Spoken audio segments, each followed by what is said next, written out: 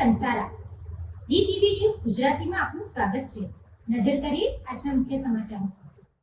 દહેજ વિસ્તારના સુવા ગામ ખાતે સન ફાર્મા કંપની દ્વારા સુવા, કલાદરા, ચોલવા, રહિયાદ અને નદેડા ગામની 104 મહિલાઓને રોજગારી મળે અને પોતે આત્મનિર્ભર બને તેવા ઉમદા હેતુસર 90 દિવસની બ્યુટી પાર્લર તેમજ સિલાઈ કામની તાલીમ આપવામાં આવી હતી અને તાલીમ આપ્યા બાદ આ મહિલાઓને સિલાઈ મશીન અને સર્ટિફિકેટ તેમજ બ્યુટી પાર્લરની કીટ આપવામાં આવી હતી.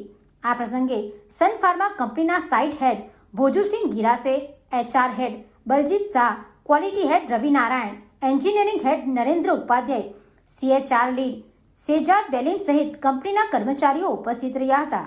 Pintu Modi, DTV news, Ankleshwar.